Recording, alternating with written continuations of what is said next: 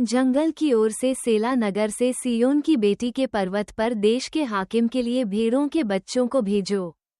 मोआब की बेटियां अर्नोन के घाट पर उजाड़े हुए घोंसले के पक्षी और उनके भटके हुए बच्चों के समान हैं। सम्मति करो, न्याय चुकाओ, दोपहर ही में अपनी छाया को रात के समान करो, घर से निकाले हुओं को छिपा रखो, जो मारे मारे फिरते हैं उनको मत पकड़वाओ।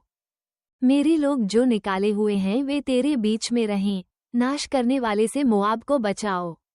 पीसने वाला नहीं रहा, लूटपाट फिर न होगी, क्योंकि देश में से अंधेर करने वाले नाश हो गए हैं। तब दया के साथ एक सिंहासन स्थिर किया जाएगा और उस पर दाऊद के तंबू में सच्चाई के साथ एक विराजमान होगा, जो सोच विचार कर सच्चा न्याय करेगा और धर्म के काम पर तत्पर रहेगा।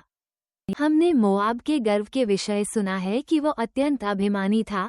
उसके अभिमान और गर्व और रोष के संबंध में भी सुना है, परंतु उसका बड़ा बोल व्यर्थ है, क्योंकि मोआब हाय हाय करेगा, सबके सब मोआब के लिए हाहाकार करेंगे। किरेरासत की दाख की टिकियों के लिए वे अति निराश होकर लंबी लंबी सांस लिया करेंगे, क्योंकि हेशबोन के खेत और सिबमा की दाख लताएं मुरझा गईं।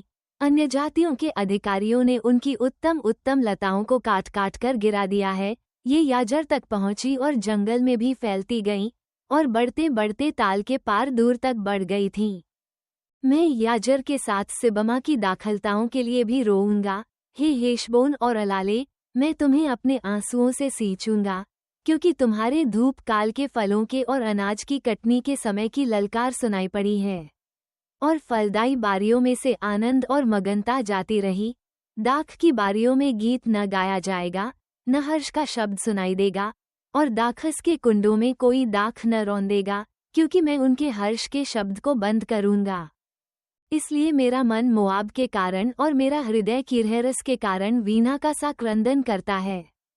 और जब मोआब ऊंचे स्थान पर मुंह दिखाते दिखाते थक जाए और प्रार्थना करने को अपने पवित्र स्थान में आए, तो उसे कुछ लाभ न होगा। यही वो बात है जो यहोवा ने इससे पहले मोआब के विषय में कही थी। परंतु अब यहोवा ने यूं कहा है कि मजदूरों के वर्षों के समान 3 वर्ष के भीतर मोआब का वैभव और उसकी भीड़ भाड़ सब तुच्छ ठहरेगी, और थोड़े जो बचेंगे उनका कोई बल न होगा।